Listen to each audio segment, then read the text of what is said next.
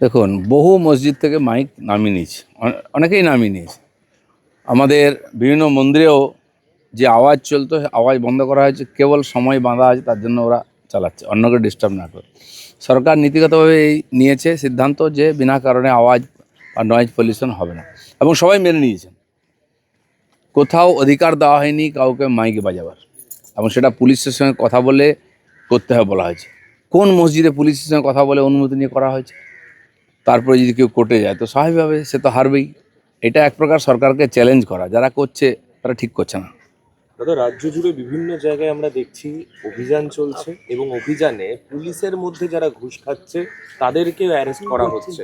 সরকারের দুর্নীতির প্রতি জিরো টলারেন্সের বার্তা। দেখুন, দুর্নীতি তো কোথাও এক জায়গায় থামা নেই। পশ্চিমবাংলায় যতদূর বাতাস পৌঁছায় সেখানে দুর্নীতি পৌঁছে যায়। আর সমস্যাটা শুরু হয়েছে পুলিশ থেকে। পুলিশ সবচেয়ে বেশি করাপ্ট হয়েছে। পুলিশের কাজ হয়েছে টাকা তুলে দেওয়া। সেই জন্য যারা এর সঙ্গে যুক্ত আছে সরকার কাউকে ছাড়বে না। শুরু হয়েছে, যারা করাপশান ধরবে তারা যদি করাপ্টেড হয় তাহলে কী করে হবে? সোর্সের মধ্যে ভূত।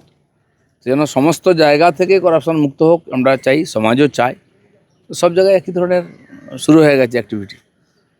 ঋতব্রত বন্দ্যোপাধ্যায় তিনি আপাতত বিরোধী দলনেতা, হাইকোর্টের তরফে আপাতত এই অস্থায়ী সিদ্ধান্তেই অটুট থাকাতে বলা হয়েছে। বাস সিদ্ধান্ত নিয়ে কোর্ট যেটা নির্দেশ দিয়েছেন ওটা তো চলবে।